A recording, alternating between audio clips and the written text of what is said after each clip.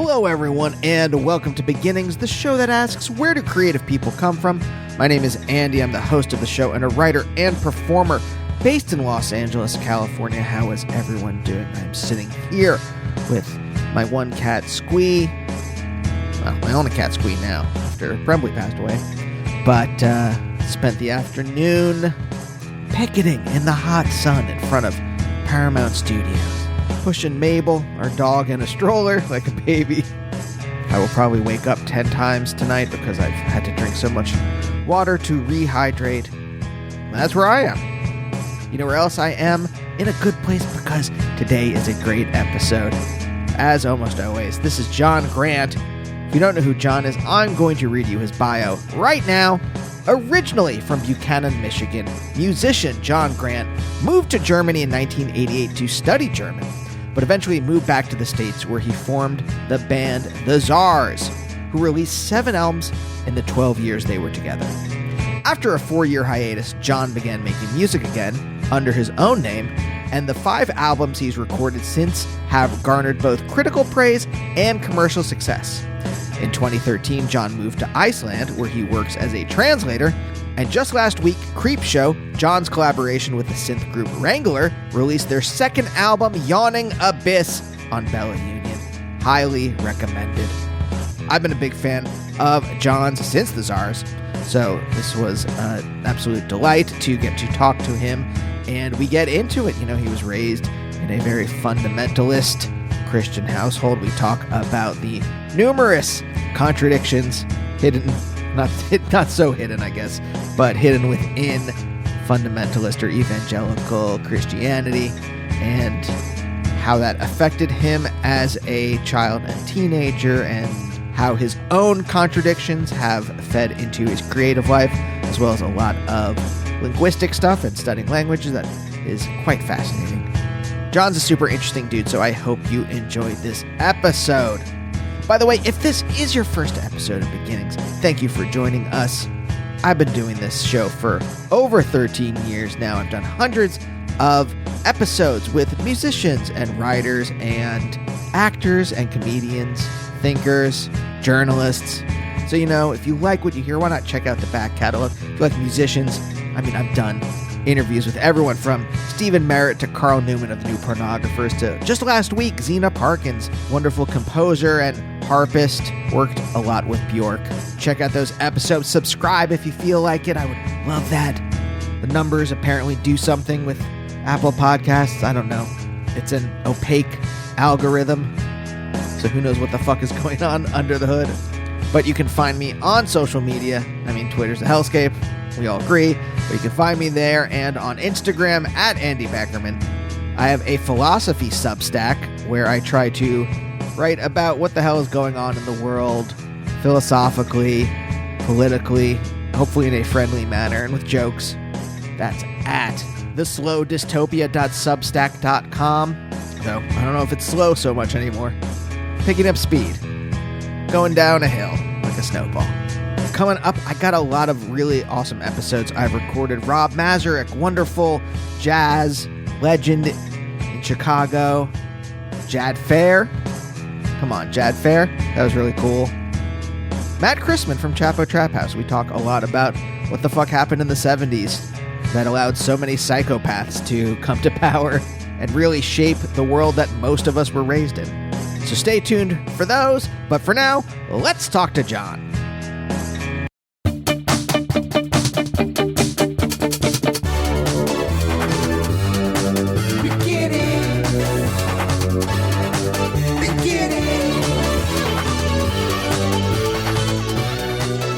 My wife wanted me to specifically ask you about Iceland because as America, as you see the cracks appearing more and more often, we're like, all right, where do we go? And I've been looking up like the weather in different parts of the world. I'm like, well, we've been to Amsterdam. We like that. Felt we could live there. She wanted me specifically, she's black, so she wanted me to specifically ask, are there black people in Iceland? Yeah, there are.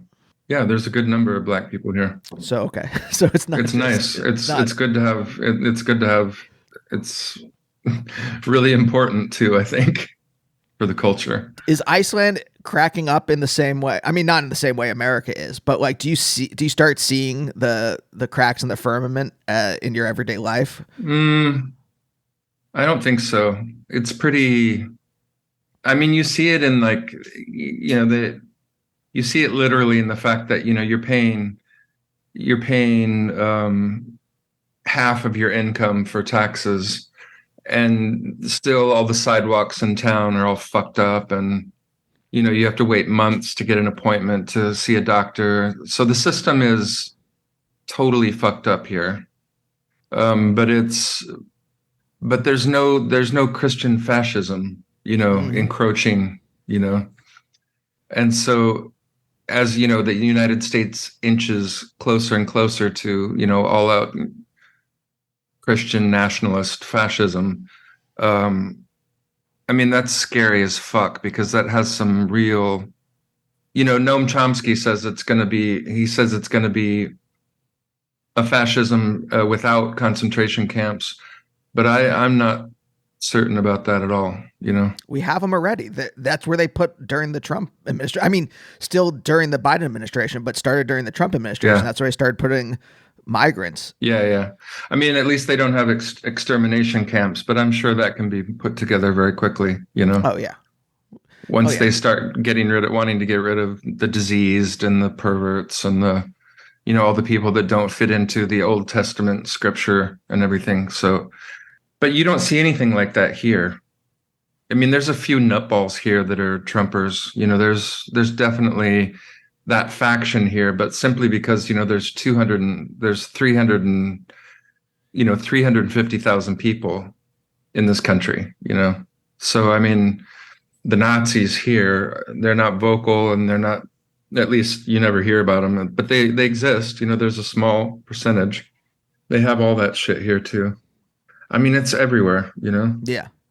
But the U.S. is scary. I mean, I don't know. I grew up in that fundamentalist thing. So I sort of knew what their plans were, in the 80s, because I heard them talking about it on the radio all the time, about all the scum, the perverts, and the disgusting people, And you saw these people like Pat Robertson on the 700 Club, and those people talking about people like Frank Zappa and how they have to be. I mean, censorship started way back then, Right. And we only have ourselves to blame, because we've just been sitting around sipping our lattes, just letting it happen, because we aren't willing to be, we're not willing to be interrupted, in our consumption, Yeah. That's been a theme of stuff I've been writing lately.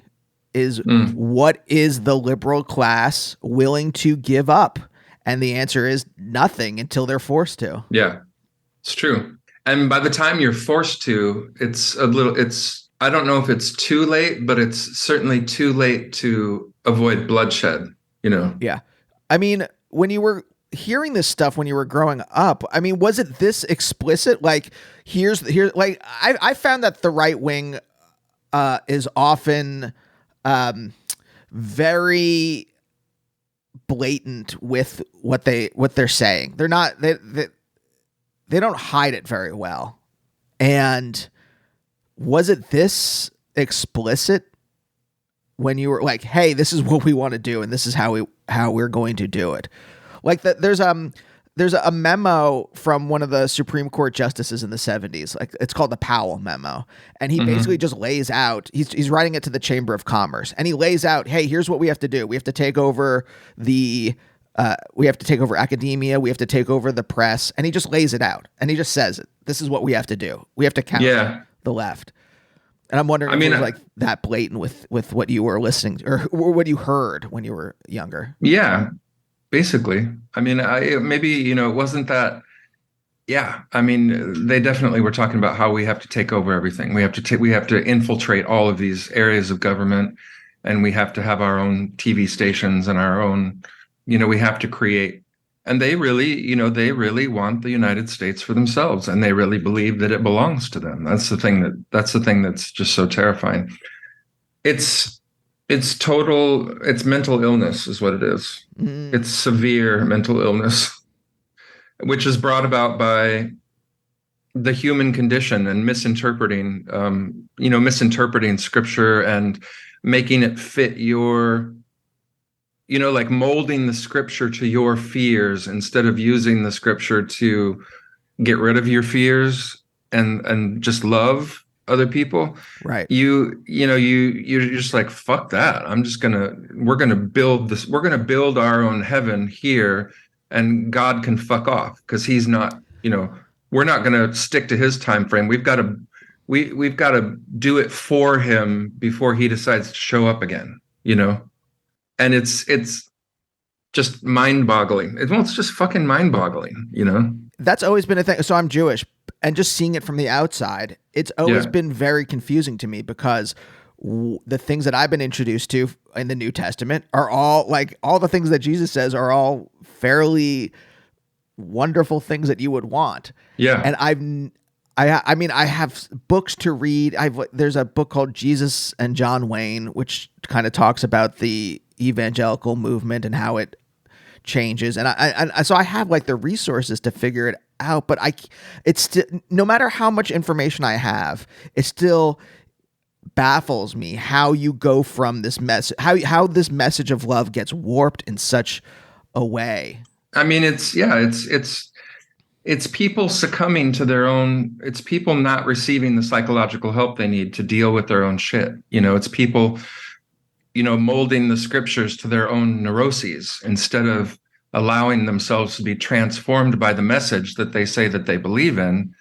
It's transforming the message. It's like conflating the flag with the Bible and the Bible with the flag. And there's so many variables that go into it, because you have people who, obviously these people, they also became the way that they became for a specific reason as well, But the thing is, what I'm always saying, it's like, people are always talking about how the left is, the right is always talking about how the left is equally as violent. But the thing is, that's simply not true. And if there's any truth to it at all, then it's only because the right's plan always equals the elimination of people who are on the left. Right. Groups of people who are on the left. And so if you don't defend yourself and start getting violent, then you just die, because there's a huge difference between, it's like people, I have people on the right talking to me about, people on the right are human just like people on the left and have their own problems and everything. And I'm like, yeah, but the problems of the people on the right always end up with the death of the people they don't like. Whereas the left just wants to be left the fuck alone. Right. People like me, I've just wanted my whole life. I didn't want to make a big deal out of my sexuality. I don't want to fucking talk about that. But am I forced to talk about it? Yeah, absolutely. Because there's still people who think people like me are simply mentally ill and need to be disposed of. I mean, that's just a fact. There's a lot of people that feel that way in the States and all around the world for different reasons. It's not always religion either. A lot of times it's tradition. Like, Russia has a problem because they have to talk that, in Russia, homosexuality has to be thought of strictly in terms of, mental illness, because God didn't exist for so long, because religion was banished there. And so you couldn't go at it from the standpoint of I guess you could go at it from the standpoint it's not natural, it's not traditional. But, it wasn't from a religious standpoint, because, like I said, there was no such thing as God in the Soviet Union, So it's interesting to see how people get there. Right. The thing is, my standpoint is, it doesn't matter, it doesn't matter. I know that, there's always all this activism on the left, or in the gay community to say, we're born this way and this is just as natural as what you're doing. And I just don't feel like I don't feel like I need to prove that to anybody. I mean, I just don't give a fuck, I mean, I am the way that I am, and it's none of your business. And so anytime you're trying to say that I'm less than, that I'm an inferior creature, genetically, which is where all these, like Nazi ideologies come into, because people talk about, mental illness and genetic inferiority. And you end up with these fucking Aryans, who say, yeah, we need to get the polluted races and the polluted creatures out of our midst, so that we can have a pure society, that's bereft of all these illnesses and deficiencies and shortcomings and all of that. And that's so alive right now. That's flourishing like never before. Yeah. Well, I've been writing a lot about this, and I think it is flourishing because people do not have the philosophical or explanatory frameworks to actually grasp the world. When the Enlightenment kind of fell apart in World War I, nothing took over. There was no kind of like major paradigm that took over. In fact, in the postmodern period, it's kind of like a bunch of different narratives that you can follow, because there is no guiding North Star epistemology of how to like understand the world. And the right wing happens to be, when you were talking about like the violence of the right wing, it happens to attract, or it happens to be created or socially reproduced by people who are psychologically unsophisticated. And they happen, like you see it with Trump all the time.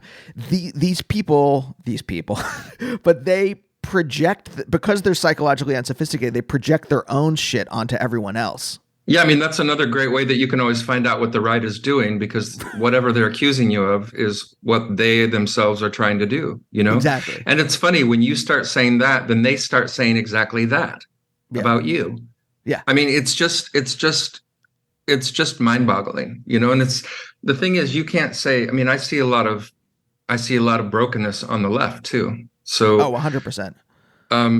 So I think we agree across the board that both sides are fucked. But like I said, when the brokenness of one side always ends up in the extermination of the other side, and it's from the right to the left. Yeah.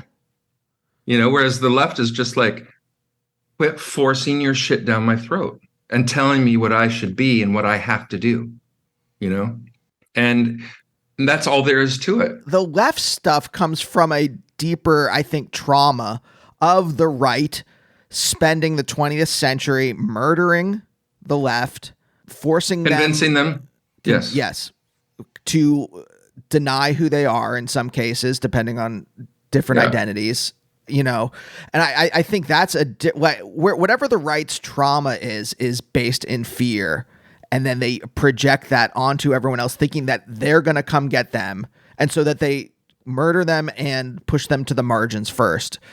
And that's why whenever I have to defend one side over the other, I mean, obviously I'm going to pick the left, but I do think the trauma of the left that kind of leads to some of the, let's say, unsavory behavior now of like censorship and things like that, I can at least empathize with, where I can't empathize with the fear-based nature of the right. Well, and the rage. I mean, there's a lot of rage in the left too, because when you're told that you're less than, nice glass. I have those glasses. These are great glasses. They really are nice, and they got some heft to them, don't they? Yes.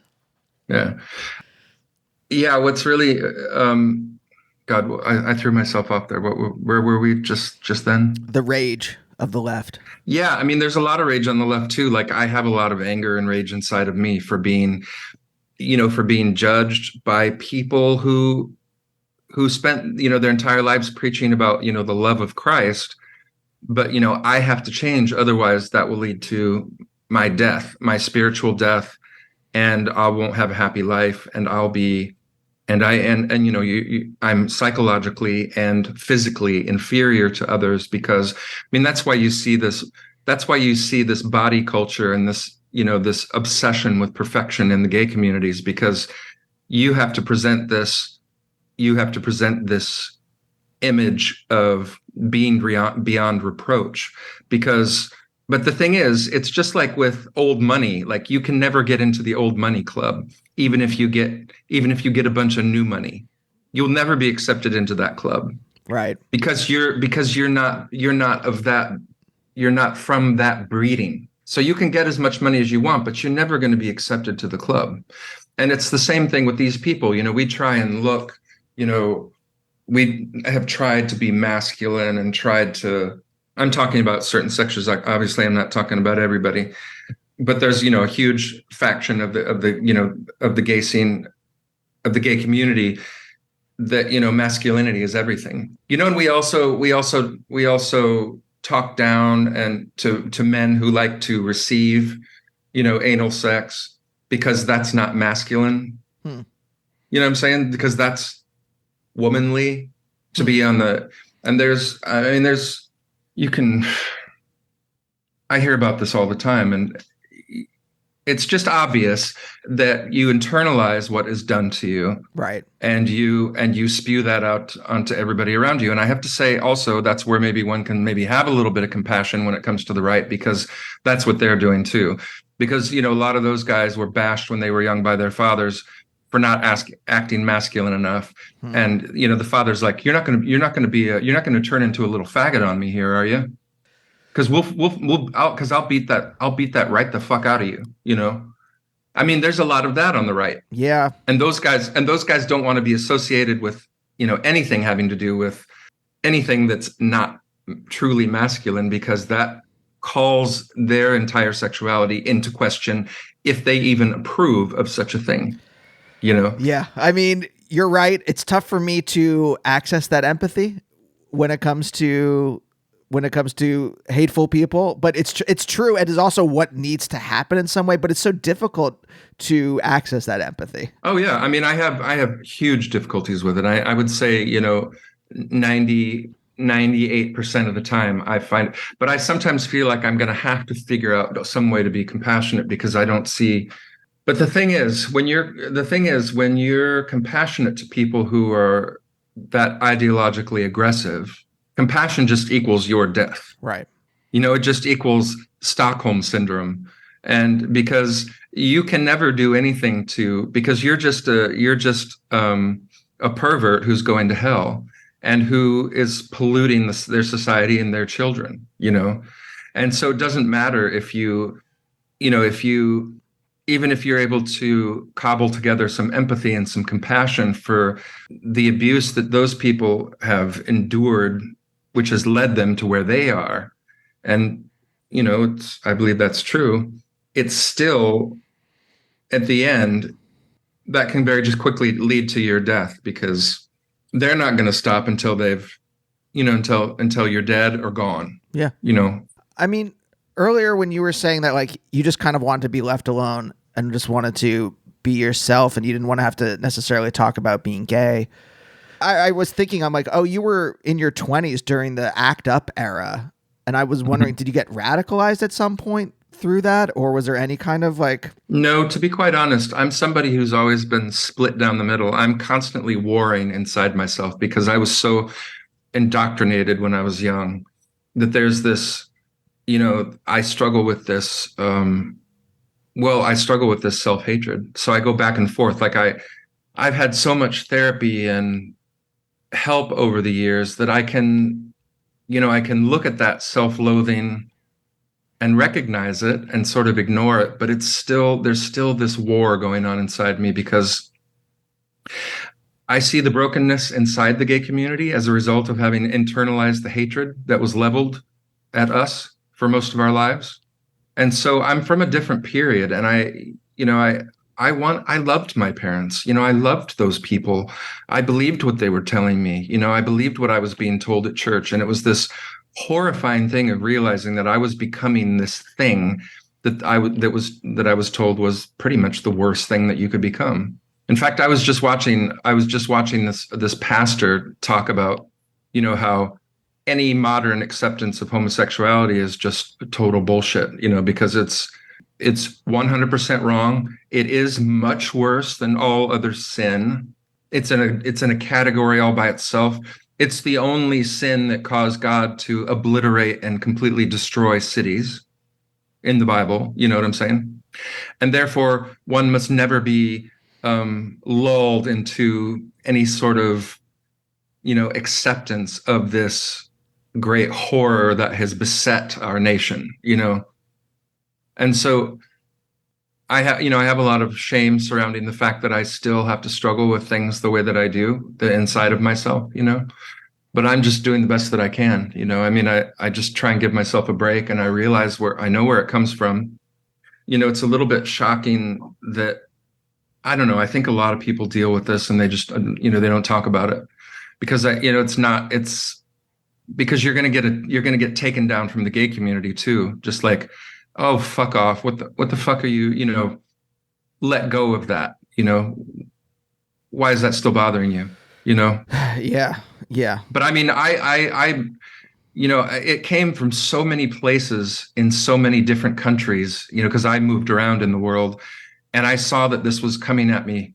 This was coming at me before I even knew what my sexuality was, before I'd even had thoughts about it, like noticing that there was something wrong with me and starting to call me out on my effeminate behavior, or the fact that I looked gay or talked gay or walked gay. I mean, that was stuff that I heard for decades, and so there's a rage inside of me because of the arrogance connected to that, the arrogance of these aggressive people in society because, I never went out into society wanting to look for people to destroy. You know what I'm saying?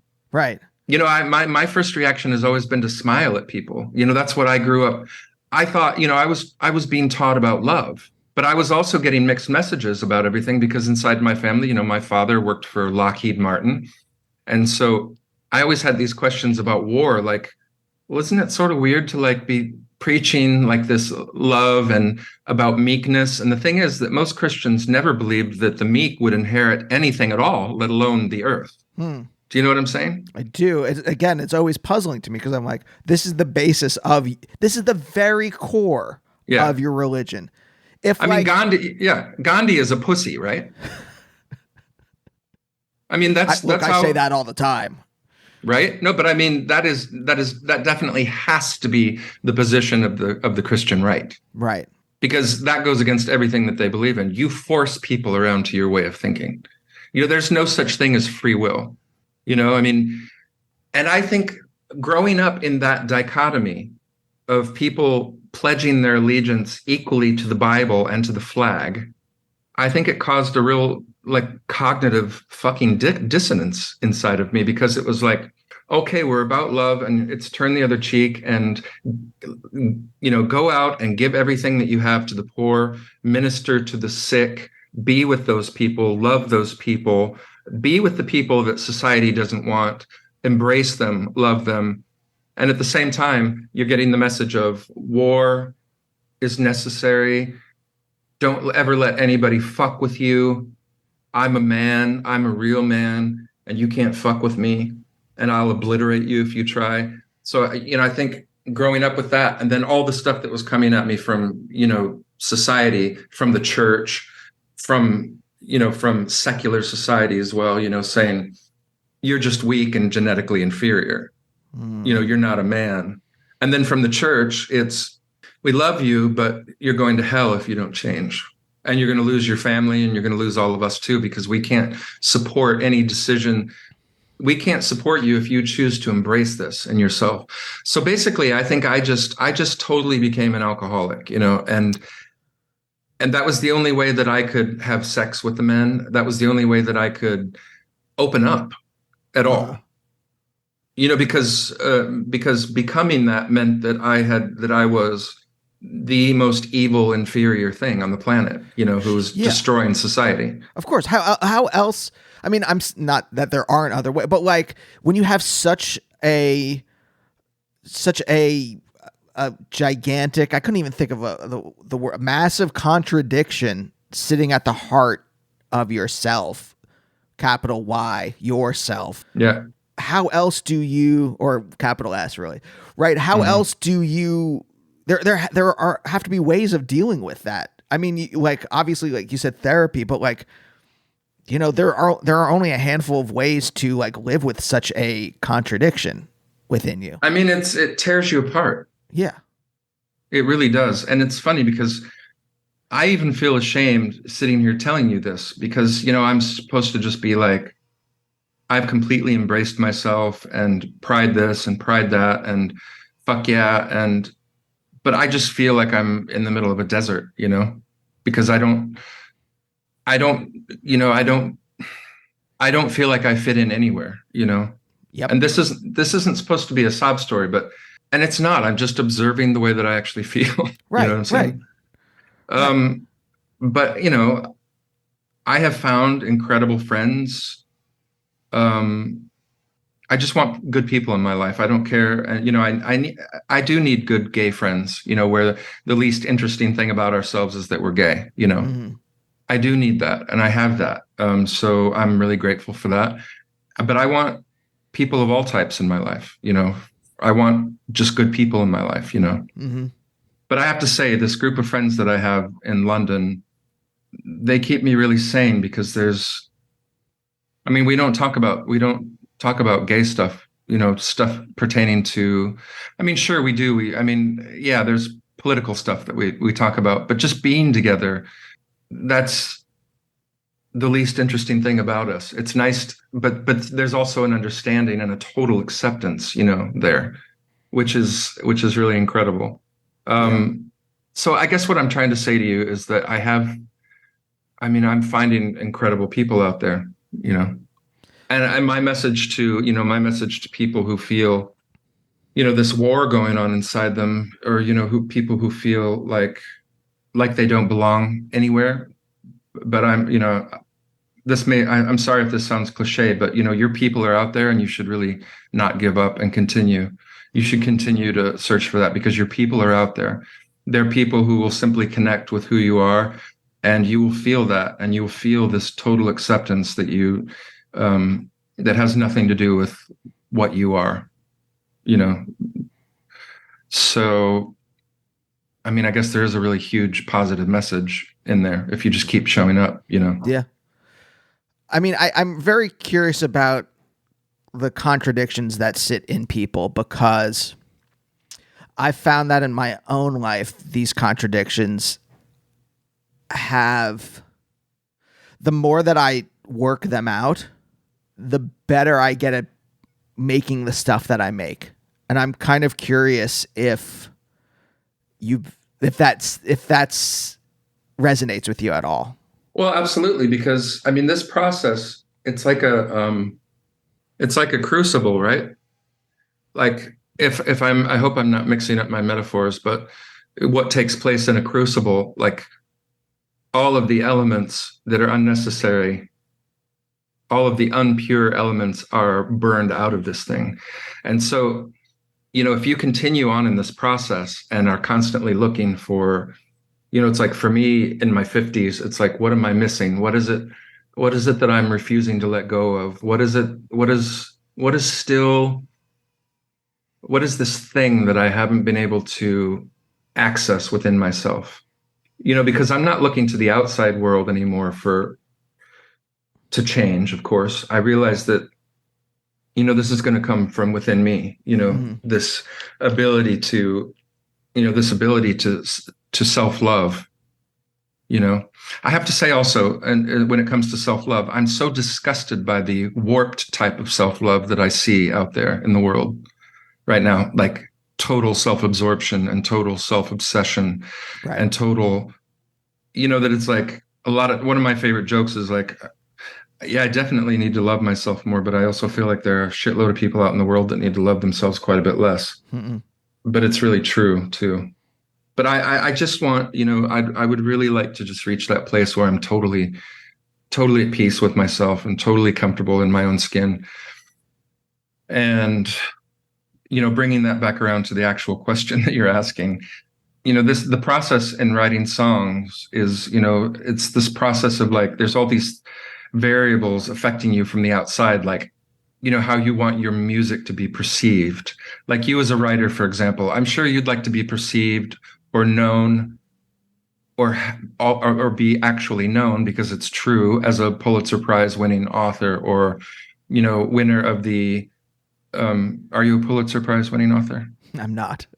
Okay. But A lot of times when we're writing, we want to do our best work. We want it to be noticed, and we want to excel, right? And we want to be recognized, which I think is quite natural, right? But I think if you stick to your path for long enough, all of that shit about how you want to be perceived and about how you wish you were, like you wish you were Flannery, is it Flannery O'Connor? Or yes, Flannery O'Connor. Like I wish I were Nabokov, or I wish I were Rachmaninoff, or I wish I were Douglas Copeland, or I wish I were Wally Lamb, or I wish I were Kurt Vonnegut, But, there's that already happened. Those people already happened. And so it's always going to have to be you finding your voice, right? And so, I wish I was David Bowie. I wish I could, because that was the coolest, sexiest, some of the most beautiful sounds. I mean, just to use him as an example, just like total, comfort in his body, totally centered in his body, and totally inhabiting whatever image that he wanted to inhabit on stage, and just total ownership of himself and his craft. And just even though he was, taking things from everywhere, which we all do, because that's what we do. We grow up absorbing, and then we get saturated, and then we start giving it out, right? But that's the process that I think that happens. I wish I were David Bowie, but I'm not. I'm John Grant. And that's one of the reasons that I chose to use my name, because I always hated my name, because it was always connected to all this shit that happened to me when I was growing up. When my name was called, it was like, kill that faggot. You know what I'm saying? It's connected to that. So the reason I chose to stick with my boring name, because there's like 3 trillion John Grants. I mean, there's an actual Icelandic man that doesn't live too far away from me whose name is John Grant. So, I mean, you can't get away from yourself. You know what I'm saying? And I think, what you're going to find is that if you decide to really stick with your art form, there's always going to be this distillation process, and, all of the unessential elements are going to be burned away in that crucible, because that's what has to happen in order for you to find your voice. And for me, it's been a really, really long path. I've had to fight for every syllable that I sing and for every word that I write, because I've had a really hard time accessing who I really am. And I'm still on that path, and I don't know. A lot of times I wish I could just, write, lifestyle music, background party music. You know what I'm saying? Yeah. But that's not my path. Yeah, I get it. I mean, Apparently. I don't understand. I kind of understand it.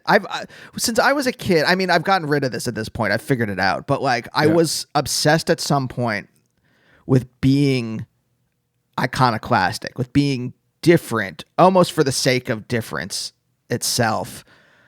And I think it was just this is very psychologically reductive, but I do think it was something about a fear of death and a fear of needing to be so singular that your existence will not have been in vain. Yeah, or even transcend death in some way. I don't even. I'm saying it now. I don't think I've actually talked about it before, but But I think that is what we're doing, isn't it? We're trying to stick out so that we can transcend death by being, by not being forgotten. Yeah, but even that's still death. I think about this a lot. This is right.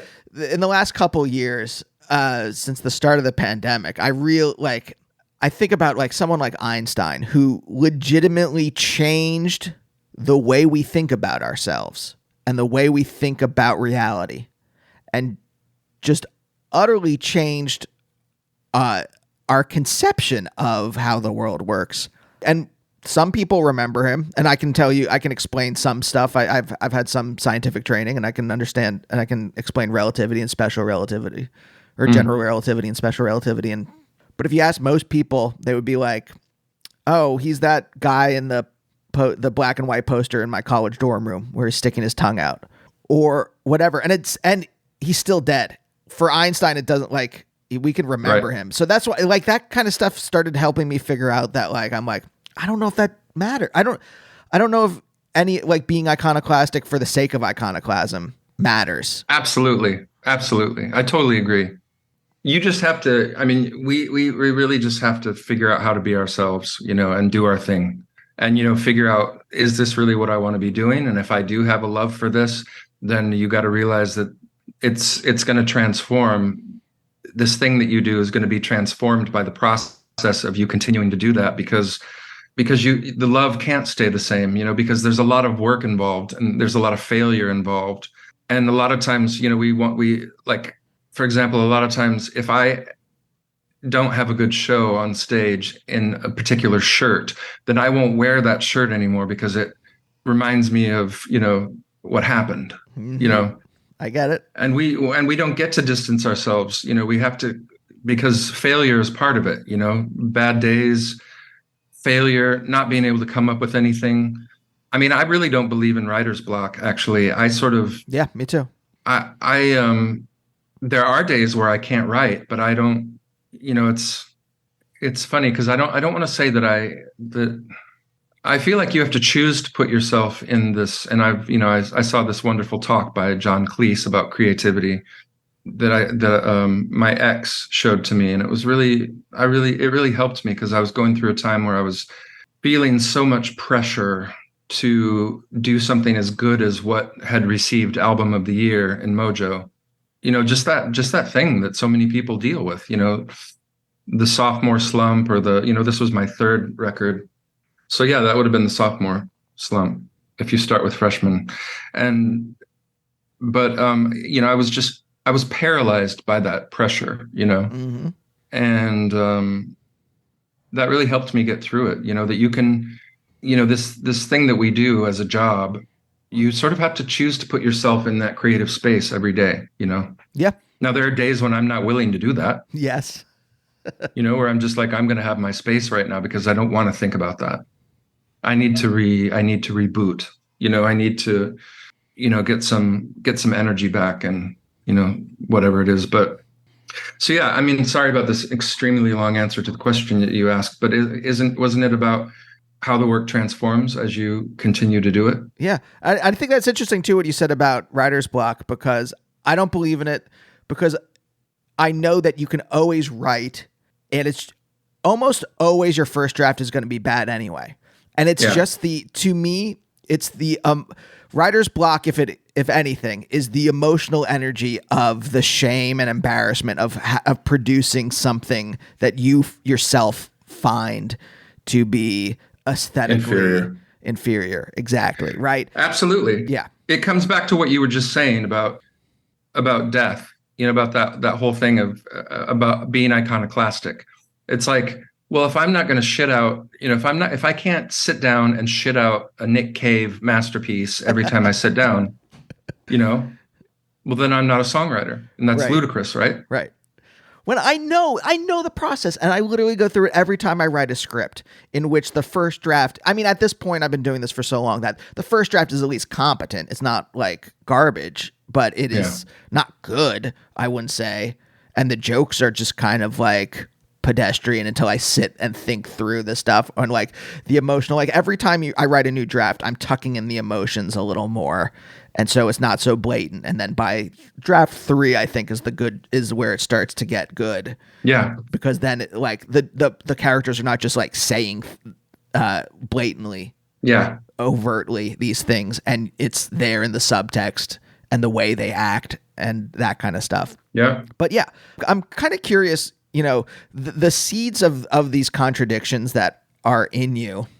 Mm-hmm. Does it start with your dad working for the defense industry? No. And seeing the kind of contradiction between that and the core of the good part of Christian doctrine? It doesn't start with that.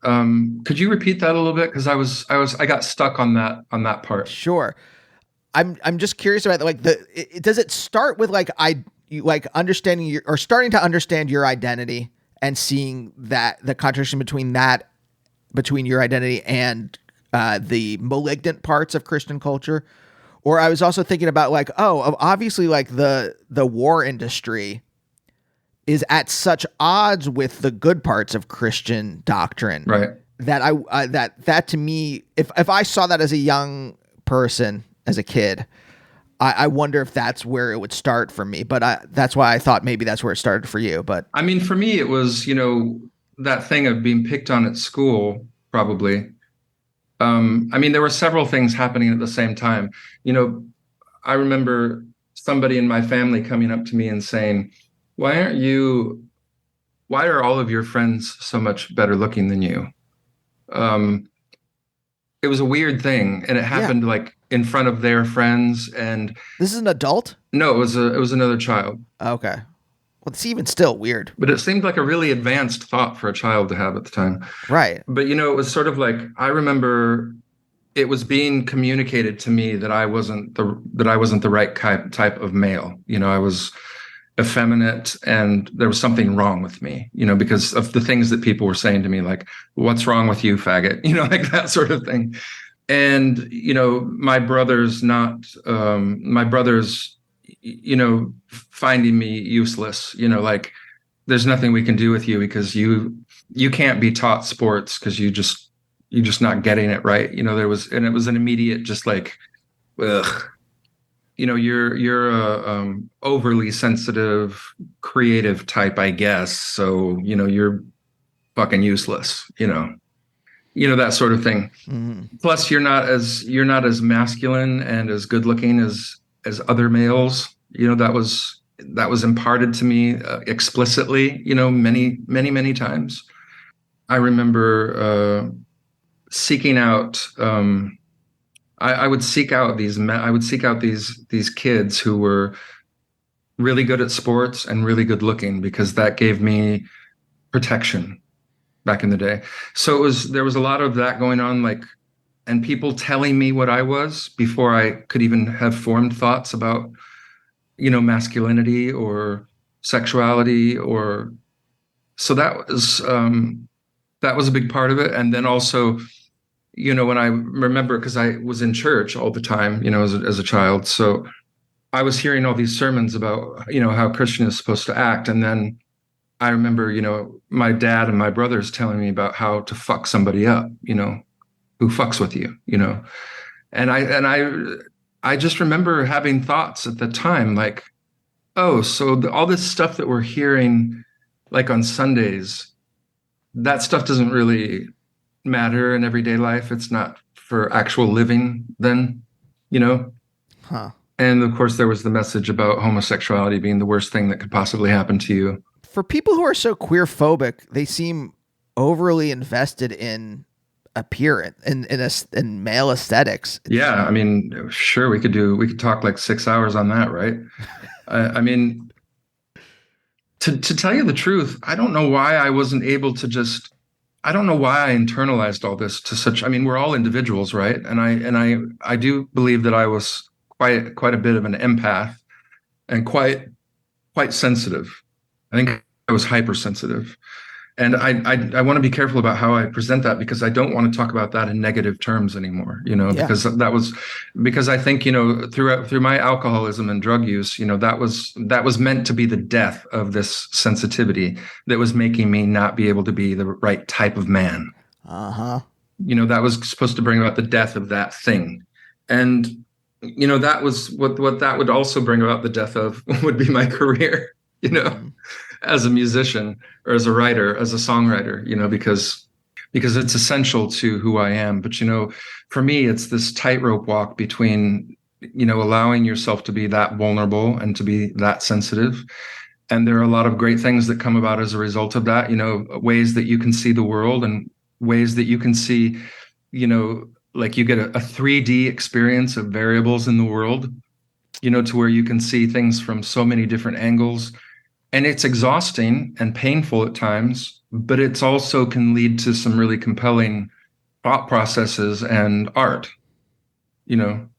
So, I mean, I often, when I'm tearing myself down, when I'm having one of those days where, this voice is just screaming at me, like, what the fuck are you still grappling with all of this stuff for? I mean, why couldn't you just leave your family back then and say, fuck you, I'll go find my own family? That was not an option to me. I believed my family. I didn't want to lose my family. I didn't want to lose my friends. But there are a lot of kids out here in the world who don't have a choice because their parents don't say lovingly to them, you're going to hell if you don't change, and then sort of tolerate them. They beat them and kick them out so that they have to go out into the world and figure out where they're going to sleep, So, yeah, I mean, I feel embarrassed talking about my story sometimes because I just feel like, God, it's not even just, why couldn't you just, not internalize all that shit and blah, blah, blah. But I'm sure you could say that to anybody, why couldn't you not internalize all the things that happened to you when you were a child? Yeah. But society does have this weird thing of, like when you turn 18, you're supposed to be a fully developed, productive member of society. And if you're not that, then you get judged for not being that. Don't you find that to be true? Yes. I mean, I personally didn't start not get my shit together. I didn't start understanding my shit until like my early 30s. So I very much I understand where you're coming from, but, and I do, I mean, it's very much different for me, but like there is that voice is like, why didn't you figure this stuff out earlier about, and it's much more, it's existential as opposed, I think, to you, where it's more about your identity. Yeah. So it's different, but it's analogical, I think. But I've noticed this is the thing. So I just got married in March, and I realized. Congratulations. Thank you. And I realized that the more that I do quote unquote normal things, the more I become accepted, because I've been on a weird path. I was a philosophy professor first, and then I became a comedian, a comedy writer, all weird things. I love comedy. My wife's a stand-up, there's amazing. We live weird lives, and we've never done anything kind of like traditional or quote unquote normal. But as we do certain things, I notice that more and more people accept me without, even though I'm a weird person, even though all whatever, like getting married, like just seeing a wedding ring on my finger, people are like, oh, okay, he's one of us. Yeah, he fits. Yeah. Or just like I was forced to open a retirement account. I never wanted to because I find the stock market to be very, I mean, without getting into it, unless you're very rich, it's not good. You shouldn't put your money in it, right? Because the very rich can manipulate the markets in ways that are favorable to them, and everyone else is a sucker. I might as well buy NFTs or some shit like that. Yeah, plus they can lose money. They can, and I can't, right? Yeah. But I had to, and I noticed that there was like saying I have a retirement account to someone that suddenly like ticks off a thing in their head. They're like, oh, okay, he's one of us. Yeah. It's so strange. And it's so intoxicating. I mean, at least it can be, especially for somebody like me. It's I have, for example, when I'm on my tour bus with my crew, that's almost the happiest that I am, because I feel completely known and like I'm with my people. Mm-hmm. I mean, we're all, it took me a long time to find my crew. And even when you find them in this business, that doesn't mean that you get to work with them again, because things are so up in the air and they can't just sit around waiting for you to finish another album. Obviously, they're working all the time, But I mean, it's strange when I'm with those guys, when I'm sitting with those guys after a show, with those guys and gals, and sometimes there's like 15, 20 people on a 10, 15 people on a tour bus or something. And I feel, and also when I'm working with these guys in this other group that I do called Creep Show, mm-hmm. When we're together in the studio, and also I guess in general, I guess what I'm saying out loud or thinking out loud right now is when I'm in my milieu, when I'm in my, I feel very, I feel like I have a portfolio. You know what I'm saying? It's like I'm married to a woman and have a portfolio, But that is a different. So the one is like having a retirement account or something like that is this fake skin I put on to walk out like I'm Buffalo Bill and I'm walking out into into the normal, quote unquote, normal world and being like, now I'm one of you. But it doesn't feel, again, I'm wearing someone's skin. It doesn't feel right, as opposed to when I am with the people where I can just kind of be myself. It's a really incredible feeling of knowing that people don't question they're not questioning the way you look or the way you're moving or the way or what you do for a living, or the fact that you don't have a portfolio, or the fact that you're unable to lease a car currently, or whatever, or that your credit's not great or something like that. They're just completely accept you and you're part of the crew. I mean, it does make me understand why people get into these groups, why people get into gangs and stuff where they receive unconditional love, basically, because it is fucking intoxicating, and it's an incredible feeling to feel like your presence somewhere is not questioned in any way. And what's more, even desired, Mm-hmm. We're right at the end. Can I ask one last question? Because I've been thinking about this. I was thinking about this before we started talking, and I've been thinking about it the whole time. Sure. As someone who is multilinguistic, what was the attraction, first of all, of studying language? I'm trying to fit in. I'm trying to understand in my head, and maybe it's not like an easy linear story. I mean, it never is for anyone, but I'm curious about like. There's something I know that there has to be something. There's connections between language and the desire to understand other languages and creativity. And I cannot put the pieces together in my head. And I'm curious. Have you thought about how it all connects? Yeah, because I get asked about it all the time. So I mean, I'm used to putting that. I've sort of put what I think I've sort of put that puzzle together for myself, because I've been asked the question a lot, and it's an interesting thing to talk about. But I mean, I think there was always a connection between music and other languages for me. Russian and German, for example, both came from music for me. My love for like the great Russian composers when I was growing up learning to play classical piano was pretty instrumental in me falling in love with Russian and the melancholy Russian spirit, and, because also I think, Russian is an incredibly beautiful language. And then for German, it came from music too. I mean, I became aware of German through listening to Nina Hagen back in the early 80s. And then finally it was offered. And I was really struggling in school, by the way. I didn't do anything in school. I don't know how I made it out, but I made it out. They gave me an extra point in high school so that I could graduate, because I was going to flunk out. And I don't even know how I managed to even not flunk out, because I was completely unable to concentrate on any sort of schoolwork, except in my senior year, they offered German for the first time at my high school. And that was the only thing that I was interested in. Plus the drama. I was in theater as well, But it was, something happened to me during that time where I started to realize that all the people that I loved didn't love me back. Because there were conditions, and that wasn't true about everyone, by the way. But I couldn't talk about it because talking about it would make it real. Yeah. Yeah. And so I was really, really, really struggling my senior year of high school, and I couldn't even audition in front of my friends in the theater group who I'd been with for 5 years from middle school, and I had the same teacher, and we had this incredible teacher named Sally Smith. And she was one of those lifesaver type teachers.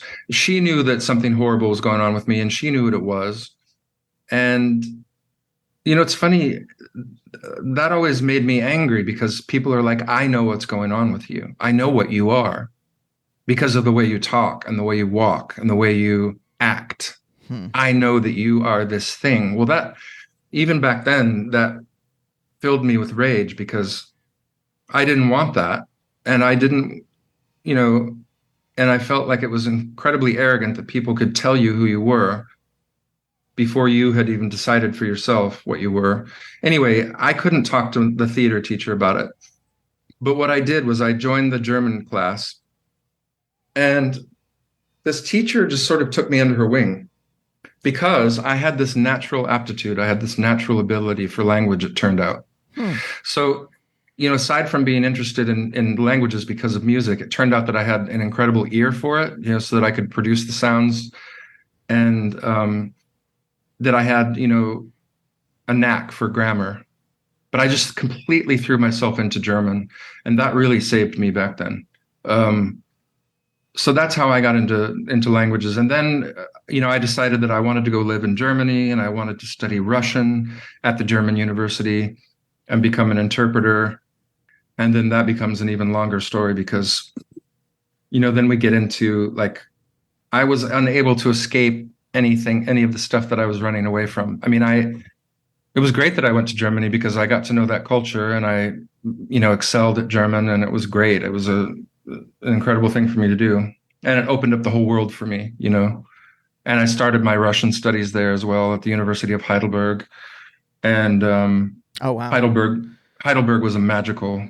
Yeah. I don't know if you've been there. No, I haven't, but that's like the seat of like modern philosophy. Yeah, it's it's like the second oldest university in Europe, next to the one in Prague, I believe. And it's an incredibly beautiful city. Unbelievable. So it was a magical time for me. But it was also, I found that even when I was thousands of miles away from home, I still couldn't deal with the stuff that I was dealing with, And I found out that there were rules about masculinity in Germany that were in some ways even worse than in the States. And it wasn't from a religious perspective. So I was finding out that there was that the cage that I was in was much bigger than I thought it was, but it was locked, from the outside. Right.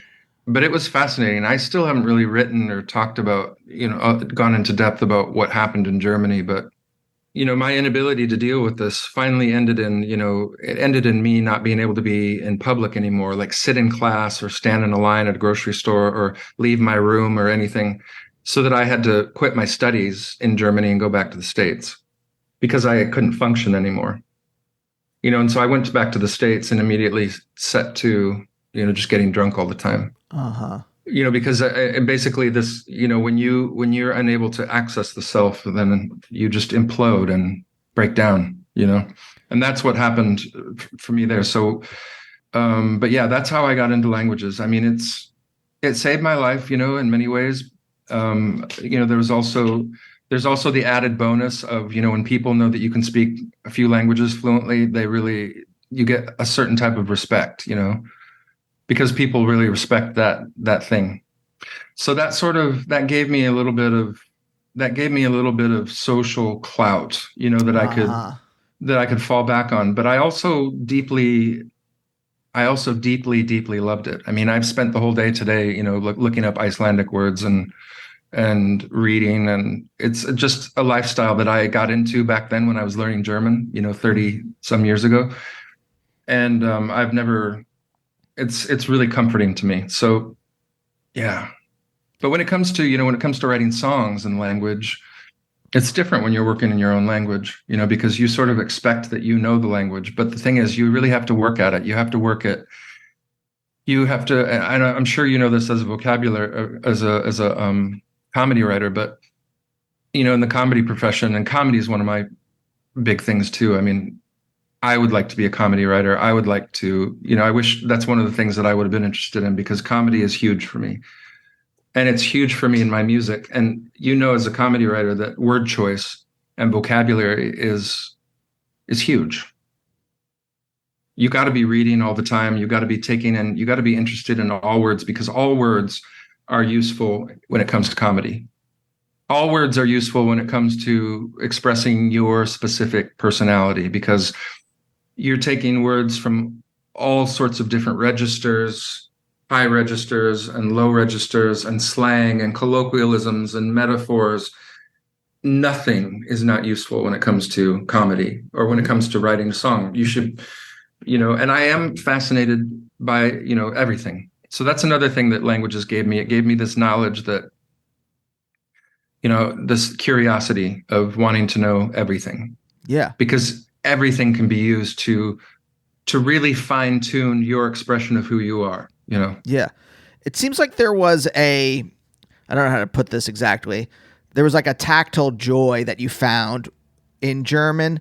Was it also, did you find there to be any kind of conceptual freedom or something? Like, did it allow you to express anything that English maybe was more of a, I mean, to use the metaphor, like more of a cage maybe, and that German, there was some freedom or something? I'm curious about like the outside of the joy of being, because I took German in high school too, so yeah. I kind of understand it, but like I'm wondering if there was something else too. That's interesting. I do know that I spoke much better German than I spoke English when I was going to university, you know, in Germany back in the early 90s or late 80s and early 90s. I definitely reached a point where my German was much more educated and I was really able to express myself well in German, but I don't think that I find it much more constricting and restricting, or restrictive and constrictive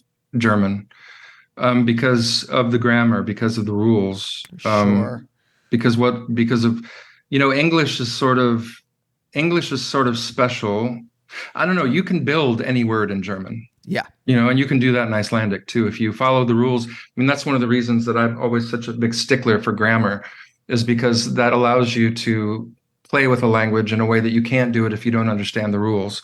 So, you know, whereas, you know, I think kids who are studying languages, you definitely need a practical side where you're speaking the language on a regular basis with, you know, preferably native speakers, and practicing, you know, reading the newspaper out loud at home, or reading whatever book it is you're reading in that language out loud at home to get your pronunciation going.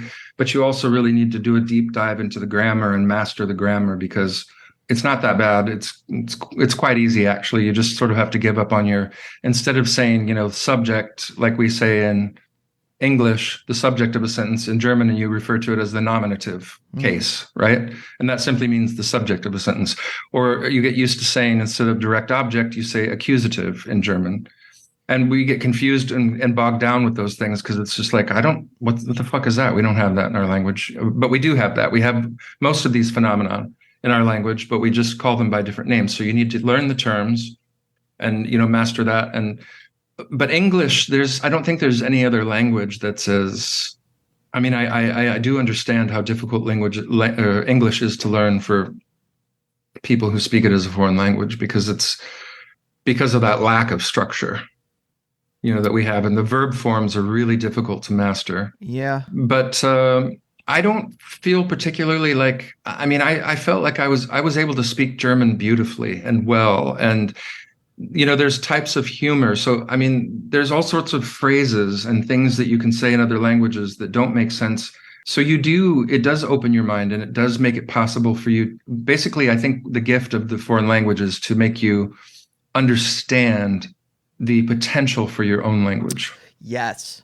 Yeah. I mean, that's what I thought about German. I mean, it's not a coincidence that some of the most conceptually adventurous philosophy, I mean, Kant, Hegel, Marx, Heidegger, it's, you know, the concepts all come in German. Like, to me, Aufhebung, which is Hegel's term for basically how stages transform into each other, and how there are these leftover parts that survive into like, that is such a transformative concept to me, to understanding how the world really works, or like how it conceptually works, or how our selves are formed over time. And it's fascinating. It's absolutely fascinating. So you're absolutely right. It does transform. It makes your mind able to see possibilities and potential and things that you would not have been able to envision otherwise. Yeah. Because you're given, I mean, your brain is given all these new little bridges and pathways with which to think. It's just one of those gifts that you get if you indulge in a foreign language. And I mean, Icelandic is the hardest one yet. I mean, it is an absolute humbling of an experience, because after you've dealt with complicated grammars like, you know, Russian and English, or not Russian, Russian and German, those are relatively complicated languages, but it gets a lot worse than that with like Finnish and Hungarian, and those languages will really eat your lunch in a big way. But Icelandic is definitely harder than Russian for me. Mm-hmm. And Russian is not an easy language. No. But I was looking at a word the other day because I was translating the lyrics of one of Iceland's most beloved songwriters and poets, whose name is Megas. And I was asked to translate several of his songs into English for this documentary that's going to be coming out. And I was stupid enough to say yes because, I mean, it's fascinating. It's fascinating for me because a lot of it is not translatable. I mean, some of it is not translatable at all. Mm-hmm. The thing is, you know, when you're talking about, because there's so many things going on. For example, in poetry, you know, we're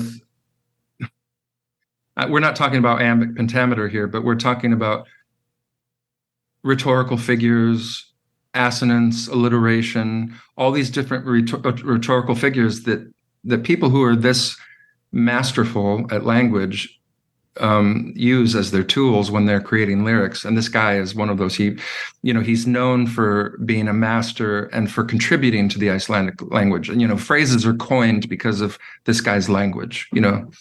So it was sort of insane for me to accept this, but I felt like I had to, and it turned out to be an incredible, incredible experience for me. But Icelandic is a very humbling experience. I mean, I was looking at a word the other day that means either fertilizer or it can also mean accusation.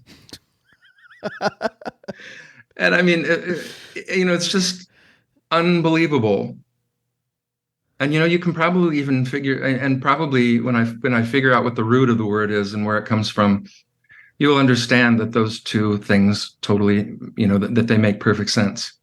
But Icelandic, more than any other language that I've learned, does that to my brain. It forces you to, or let's see, what was the other one that I saw the other day? Hverfis mats. Matur is the word for food, but the genitive form of that word can also mean a summary or a report or something that's written about so I mean, it's really, really fascinating. I mean, this thing that I just went through translating these songs, it was actually incredible, but it was a total mind fuck. You know, I mean, it really made me remember why I love language and why it's so frustrating, like the art of interpreting and translation, which is what I was going to school for in Germany, you know, basically, you know, applied linguistics. It's just, it's a lifelong pursuit, you know? And when you get into the Asian languages, for example, I mean, I want to learn Japanese so bad, but my brain, it just isn't this soft little sponge that it used to be, you know? I mean, I'm still, you know, it is beleaguered to be sure in my mind because I keep throwing stuff at it, you know? But yeah. Were there any existential discoveries that learning different languages granted you? Maybe that's banal. I don't even know. I think maybe it is, but to ask that, I don't know. I think those are difficult questions to answer because I feel like, you know, I'm in the middle of my context right now, and so I'm unable to observe these things. But I think when you leave a setting like this, then you will be able to observe in your behavior those types of phenomenon that have affected you through. Because, you know, what I've learned is it's one of the greatest things that you can ever do for yourself to go dive into another culture. I mean, it is, I think that every American student should have to go spend a year abroad somewhere. I really do. Because it completely changes your life and it completely opens up the world for you. And it makes, you know, it's just absolutely transformative, you know? Mm-hmm. Transmogrifying. But yeah, I mean, you know, I'm not exactly sure. Like, people ask me how Iceland has affected my music, and I've been living here for 11 years, and I'm not sure how it has affected my music because I'm still in it, you know. So right. I don't know if I personally will ever be able to answer that question, but I do know that there are spirits in these different countries. There's spirits in the language and ways of being. You recognize things from your own culture and you say, oh, I recognize that. But most of the time, it's a false friend, like in language. It's something that looks very familiar to you, but it's never the same. It's always a little bit off. And people can really be coming from a different place that you cannot even imagine. And they can be not meaning at all what you would swear with every fiber of your being that that they mean by what they're saying. You find out that oftentimes that you're completely wrong about it. And I realize that might sound very, very simplistic and very cliche and obvious, but boy, do you really, really learn that when you go. And I think I was quite cavalier about my decision to come to Iceland. I was like, oh, I've mastered these other languages or whatever. By the way, you've never mastered anything. You spend your whole life doing that. And upon your death, you might have gotten really far and are extremely advanced, but I don't know about mastery because it's endless, right? Mm-hmm. But when I decided to come to Iceland, I was just like, oh, I'm going to go tackle that language and beat the shit out of it and make it my bitch, and it ended up doing that to me, the other way around. And it has not been easy. It's a totally different culture. Mm-hmm. And it often very much resembles what I know, but it's not the same at all. And the Scandinavian spirit is totally different. And it's not even the Scandinavian spirit. The Icelandic thing is once again totally different from the Scandinavian thing. Yeah. Even though there's a lot of that in the Icelandic, but Iceland feels like a combination of Norway and Italy, because there's a pace to life here that you would expect to find out in the desert in Spain and not on this little island in the northern Atlantic, Yeah. Well, there's an uncanniness. There's an unheimlichness. I can't add ness, but you know what I mean, right? And that's what I was curious Unheimlichkeit. about. Yeah. But right, there's that to it that kind of gives you the space maybe to look inwards. I think that's what I was like thinking of. I'm actually feeling quite challenged by my time here. I'm really feeling, like I said, I feel like I think it's a good thing that I did this because there've been some incredible things that have come about as a result of me, people that I've met, and as a result of coming to live here. But one should never take such a decision lightly, because culture shock is a real thing. And I find that as I get older, now that I'm in my 50s, when I went to Germany, I was 19. Wow. When I was throwing myself into the Ukraine and going to Russia and spending all this time in Germany, I was a completely open book. I was completely willing to completely rewrite everything, and I threw myself into it with total abandon and was able to, for, that reason. Now things are totally different. The brain works differently. The language center is not always open for business like it was. My people that have talked to me, I had this woman rewrite her thesis because she said that the time that I started learning, I shouldn't be able to speak German as well as I do, considering when I started learning German, because it seems that my language center had extended hours for me because usually it shuts off in your late teens, Right. This ability to speak a language without an accent and to really, take it on as your own. And I remember talking to this one woman after one of my shows when I started playing in Germany, and she was like, I'm going to have to rewrite my thesis because I didn't believe that this was possible, But it's not like that for me anymore. I was unstoppable back then. And now my brain everything is different. It works differently. Everything's slower. It's really quite frustrating because with a language like Icelandic, you need to have your wits about you at all times, It's a total mind fuck. And most people, a lot of people that live here, they just no, thank you. And a lot of people don't bother to learn it. Wow. And it's not that, it's more that it's just so fucking difficult. And I've been here for 11 years and I'm still not totally fluent in it. I can't just go on about any subject and formulate freely in sentence structure and, like I would in English. It is, and, a lot of it has to do with the fact that I spend a lot of time outside the country, of course, but No, there's something about this language that makes it extremely difficult in so many different ways, so many different areas. The pronunciation of the words, the phonetics, the grammar, the way the language is used, the fact that, that indefinite and definite articles, they exist, but they're part of the ending of the word.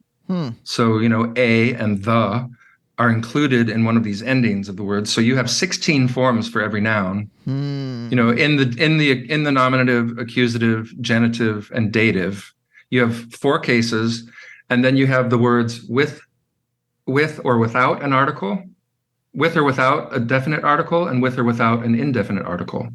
So like in the nominative for the word cat, you have cat or a cat, and then you have another word that means the cat with a different ending.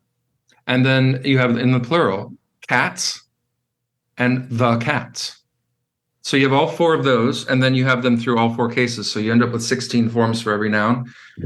And you have 120 different possible endings for each adjective. That seems it's mind-boggling. Difficult. Yeah, I was thinking of like Latin, because I remember I took Latin too, and I'm like, it's like that. Yeah, it is. I mean, and plus the Icelanders speak in a way that I mean, I don't know if you know anything about Danish, but Danish is extremely difficult to learn because of the phonetics. Mm-hmm.